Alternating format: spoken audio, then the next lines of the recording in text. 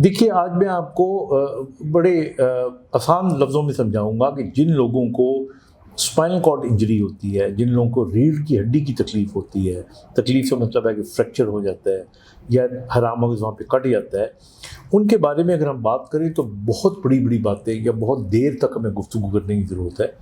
लेकिन मैं आज चंद एक जो इम्पोर्टेंट पॉइंट्स हैं, उनके बारे में सिर्फ बात करूँगा। और अगर ऐसे लोग जिनको स्पाइनल कॉर्ड इंजरी है वो ये प्रोग्राम देख रहे हैं तो उनको ध्यान में रखना चाहिए कि देखिए, जो इंजरी होती है इसका ताल्लुक लेवल पे होता है कि आपका कौन सा वर्टिब्रा, कौन सा मोरा डैमेज हुआ है। हम ज़्यादातर बात करने लगे हैं एक्सीडेंट्स की।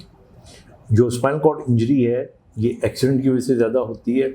इसके अलावा गिरने से भी हो सकती है, बुलेट लगने से भी हो सकती है, चोट लगने से भी हो सकती है। कुछ लोगों को टीबी की वजह से भी हराम मग़ज़ ख़राब हो सकता है। कुछ लोगों को इन्फेक्शन की वजह से भी हो सकता है। कुछ लोगों को ब्लड की नालियों की वजह से भी हो सकता है। तो हम इन तफसील में नहीं जा रहे। हम ये कह रहे हैं कि अगर हराम मग़ज़ डैमेज हो गया तो सबसे इम्पॉर्टेंट चीज़ है कि ये देखना कि किस लेवल पर डैमेज हुआ है। अब जो मोटी मोटी बातें हैं वो ये हैं कि अगर ये डैमेज T12 यानी हमारा जो थोरेसिक लेवल होता है T12 से नीचे हुआ है, यानी लंबर एरिया में, जो कि हमारा स्पाइनल कॉर्ड का वर्टिब्रास का लोअर साइड होती है, वहाँ पे अगर ये हुआ है तो ऐसे मरीज़ों को ज़रूर कोशिश करनी चाहिए कि अगर इंजरी इनकम्प्लीट है तो वो चल पड़े, और वो चल पड़ते हैं। लेकिन अगर ये लेवल उनका कंप्लीट इंजरी का T12 से ऊपर है तो फिर उनके लिए चलना इतना आसान नहीं होगा, या बल्कि मुमकिन नहीं होगा। और अगर चलना मुमकिन नहीं होगा तो हम बाज़ औक़ात लोगों की कही सुनी बातों में आके बहुत ज़्यादा वर्जिशें करते हैं कि शायद वर्जिशें करने से हम ठीक हो जाएंगे। इसका फ़ायदे की बजाय नुकसान हो सकता है।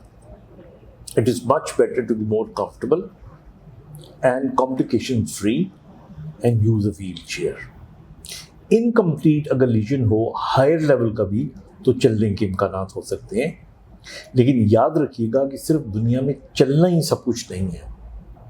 असल इम्पोर्टेंस होती है एक जगह से दूसरी जगह पे पहुंचना। अल्लाह ताला सबको अपने टांगों पे पहुंचने की सलाहियत दे, लेकिन अगर आप नहीं टांगों पे चल के पहुंच सकते और व्हील चेयर पर बैठ के भी पहुंच सकते हैं तो I think that is equally good. आप अगर चंद कदम चल सकते हैं और लंबा नहीं चल सके, दैट इज़ इक्वली गुड। तो इसलिए डिप्रेस होने की ज़रूरत नहीं है। आप ये देखें कि आपका लेवल वर्टिब्रा का कौन सा है, उस लेवल के ज़हन में रखते हुए फिर आप अंदाज़ा लगाएं कि मुझे चलने के लिए कितनी कोशिश करनी चाहिए या मुझे अपने आप को बेहतर करने के लिए कितनी कोशिश करनी चाहिए। क्योंकि हमने देखा है और मैंने देखा है कि ख़्वाब मरीज़ को वक्ती तौर पर खुश करने के लिए ब्रेसिस लगा दी जाती हैं। ब्रेसिस लगा के वो खड़ा भी हो जाता है, एक दो कदम ले भी लेता है। लेकिन ऐसे ठीक होने का क्या फ़ायदा? इंडिपेंडेंट होने का तो मतलब ये है ना कि आप उनके बग़ैर खड़े हो सकें, 2, 4, 6, 8 कदम चल सकें। और ब्रेसिस लगानी भी पड़ती हैं तो वो ब्रेसिस लगा के फिर लेवल वो होना चाहिए कि आप मोबिलिटी तो आपकी इंडिपेंडेंट हो सके ना। So basically the word is not walking, basically लफ्ज़ है इंडिपेंडेंट होना। और ये बहुत ज़रूरी है, क्योंकि हम बाज़ औक़ात इस बात पे हिम्मत हार जाते हैं कि अब मैं चल नहीं सकूँगा तो मेरा क्या बनेगा। तो ये एक एस्पेक्ट है स्पाइनल कॉर्ड इंजरी का। दूसरी इम्पॉर्टेंट जो एस्पेक्ट है, याद रखिएगा, वो बेड सोर्स है। हमारे ऐसे तमाम लोग जिनको स्पाइनल कॉर्ड इंजरी होती है उनको ख़ास तौर पे बटक्स का जो एरिया होता है, पैरों की हील्स का एरिया होता है, यहाँ पर चूँकि महसूस करने की सलाहियत नहीं होती और प्रेशर पड़ के यहाँ पे ज़ख्म बन जाते हैं। हम परवाह नहीं करते, वो गहरे से गहरे होना शुरू हो जाते हैं और ये बेड सोर्स बाज़ औक़ात जानलेवा हो सकते हैं। तो इसलिए कोशिश करनी चाहिए कि पोजीशन अपनी चेंज करते रहें। अगर आप व्हील चेयर पर बैठे हुए हैं और हाथ आपके ठीक है तो आप यूं करके अपने आप को थोड़ी देर के लिए उठा लिया करें ताकि आपको हवा लग जाए और आपका प्रेशर कम हो जाए। हर 10 मिनट के बाद, 15 मिनट के बाद आपको ये करना चाहिए। तो दिस वेरी इंपॉर्टेंट। इसी तरह अगर आप लेटे हुए हैं तो आपको साइड बदलते रहना चाहिए ताकि आपका प्रेशर एरिया ना बने। फिर एक और बड़ी इंपॉर्टेंट चीज़ है कि अगर आपका बेड गीला होगा, बाज़ वक़्त यूरिन का कंट्रोल नहीं होता, बाज़ वक़्त आपको वॉश किया जाता है और वहाँ पे बाज़ वक़्त पसीना ज़्यादा आ रहा होता है आपको, इन तमाम चीज़ों में अगर आपका बेड या आपकी बॉडी मॉइस्ट होगी तो उसके अंदर बेड सोर्स बनने के इम्कानात बढ़ जाएंगे। इसी तरह फिर ग़िज़ा का बड़ा ताल्लुक है बेड सोर्स से। अगर प्रोटीन डाइट आपकी कम होगी, हीमोग्लोबिन लेवल आपका कम होगा, ये सिर्फ नहीं है कि सख्त बिस्तर पे लेटने से बेड सोर बनते हैं या पोजीशन चेंज ना करने से बनते हैं। अगर ये इश्यूज होंगे, प्रॉब्लम्स होंगे, तब भी आपके बेड सोर बनेंगे। तो इसलिए प्रोटीन रिच डाइट इस्तेमाल करनी चाहिए, चेंज ऑफ पोजीशन होनी चाहिए। फिर तीसरी चीज़ जो लास्ट है वो है आपका यूरिन का कंट्रोल।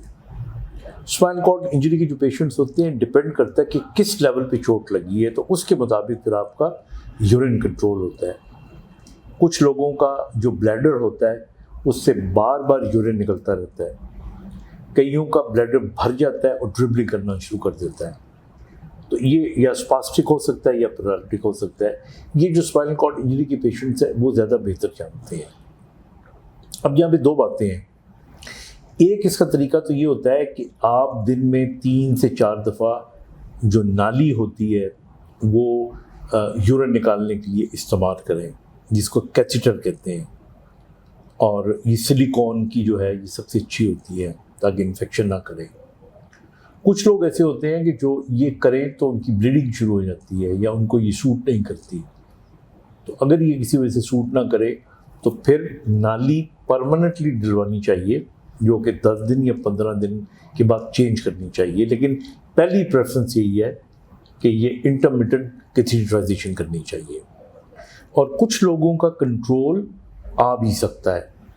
कुछ लोगों का अगर लोड लेवल का इंजरी हो तो थोड़ा प्रेशर देने से यूरिन निकल जाता है और एवैक्यूएशन हो जाती है, तो उनको ये मनूवर्स करने चाहिए। तो इसलिए I will and up by saying कि स्पाइनल कॉर्ड इंजरी की जो 3 चैलेंजेस होते हैं उनमें एक मोबिलिटी होती है, एक बेड सोर्स होते हैं, एक यूरिन का कंट्रोल या यूरिन की इन्फेक्शन होती हैं।